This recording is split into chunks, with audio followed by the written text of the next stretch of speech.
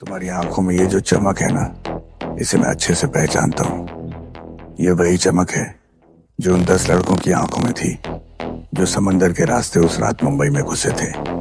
याद है ताज की वो आग, वो चीखें। तुम्हें लगता है कि तुमने हमारे दिल में डर बिठा दिया, लेकिन सच तो ये है कि उस रात तुमने एक सोए हुए शेर को जगा दिया था।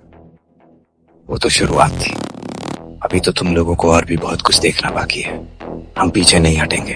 पीछे तो तुम हट भी नहीं सकते, क्योंकि तुम्हारे पीछे हटने का रास्ता तुम्हारे आकाओं ने पहले ही बंद कर दिया है। तुम्हारे उस पड़ोसी मुल्क की फितरत ही यही है, सामने से लड़ने की हिम्मत नहीं तो पीठ पीछे खंजर घोंपते हैं। कभी उड़ी के सोए हुए जवानों पर हमला करते हो, तो कभी पहलगाम की वादियों को बेगुनाहों के खून से लाल करते हो। क्या मिलता है तुम्हें? चंद तालियां, या वो झूठा सुकून कि तुमने हमें चोट पहुंचाई? सुकून नहीं, ये इंतकाम है। तुम लोग हमें दबाते आए हो और हम जवाब दे रहे हैं। जवाब? इसे जवाब नहीं, बुज़दिली कहते हैं।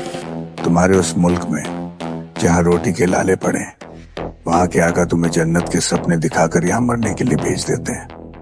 खुद तो वो महलों में सुरक्षित हैं, और तुम जैसे नौजवानों को बारूद बनाकर इस मिट्टी में झोंक देते हैं। तुमने कभी सोचा है कि जिस मिट्टी पर तुम गोलियां चला रहे हो, वो तुम्हें दफनाने के लिए भी जगह नहीं देगी? जिस वतन का तुम खाते हो, उसी को लहूलुहान करने चले हो। मिट्टी का मुंह उन्हें होता है जिन्हें अपनी जान प्यारी होती है। हमें तो बस अपना मकसद प्यारा है। मकसद? तुम्हारा मकसद सिर्फ तबाही है। तुमने सोचा था कि उरी के बाद हम चुप बैठेंगे? तुमने सोचा था कि पुलवामा के बाद हम सिर्फ निंदा करेंगे? भूल गए वो रात जब हमारे परिंदों ने सरहद पार करके तुम्हारे घर में घुसकर तुम्हें मारा था? वो सर्जिकल स्ट्राइक सिर्फ एक ट्रेलर था। हम अब सहते नहीं, हम घर में घुसकर मारते हैं। और याद रखना, ये नया भारत है। ये जवाब देना भी जानता है और जड़ से उखाड़ना भी। तुमने कुछ घरों को तबाह कर दिया होगा, लेकिन हमारे जज्बे को नहीं तोड़ सकते। जज्बा? जज्बा वो होता है जो सरहद पे खड़ा मेरा जवान दिखाता है, जो -30 डिग्री में भी सीना तान कर खड़ा रहता है ताकि देश सो सके। तुम्हारा जज्बा तो सिर्फ नफरत पर टिका है, और नफरत की बुनियाद बहुत कमजोर होती है। एक धक्का लगता है और सब ढेर हो जाता है। तुम हमारी सोच को कभी नहीं समझ पाओगे। हम उस चांद के लिए लड़ रहे हैं जो हमारे झंडे पर है। झंडे पर चांद? जफर, तुम्हारी और हमारी सोच में बस इतना ही फर्क है कि झंडे पर चांद होना और चांद पर झंडा होना, इन दोनों के बीच का जो फासला है ना, वही तुम्हारी और हमारी ताकत का फर्क है। तुम जमीन पर खून बहाते रह गए और हमने आसमान को अपना बना लिया। तुम्हारी जंग सिर्फ तबाही है और हमारी जीत एक नई दुनिया की शुरुआत। जिस चांद को तुम लोग सिर्फ अपने झंडे पर देखकर खुश हो जाते हो, उस चांद पर हम अपने कदम रख कर आ चुके हैं। तुम वही पुरानी नफरत की लकीरें खींचने में मसरूफ रहे, और हमने वहां तिरंगा लहरा दिया जहां तुम्हारी नजर भी नहीं पहुंच सकती। बताओ, अब किसकी जीत हुई?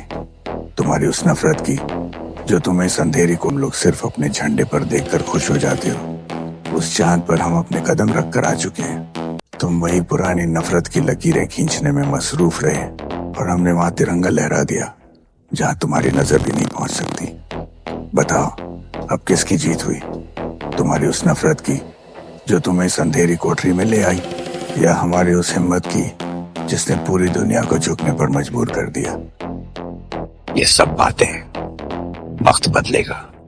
वक्त बदल चुका है। देखो अपनी हालत, यहाँ बंद पड़े हो, और जिस मुल्क के लिए तुमने ये सब किया, उन्होंने तो तुम्हें अपना मानने से भी इनकार कर दिया है।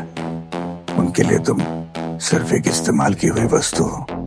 समंदर से लेकर पहाड़ों तक तुमने जहां जहां जहर बोया है, वहां वहां हमने उसे जड़ से उखाड़ फेंका है। तुम्हारी हर कायराना हरकत हमें और करीब ले आती है। डर? मुझे मौत से डर नहीं लगता। डर तो तुझे तब लगेगा जब तू ऊपर जाएगा और खुदा तुझसे पूछेगा कि मेरे बनाए हुए बेगुनाह बंदों को क्यों मारा। तब क्या कहेगा? कि मुझे किसी ने बहकाया था। वहां कोई वकील नहीं होगा, सिर्फ तेरा हिसाब होगा। और याद रखना, वो सब बहुत खौफनाक होगा। तुम्हारी औकात बस इतनी है कि तुम एक बंद कमरे में बैठकर अपनी मौत का इंतजार करो, जबकि बाहर मेरा देश चांद से भी आगे निकलने की तैयारी कर रहा है। हमारी जीत पक्की है, देर से ही सही पर आएगी। जीत?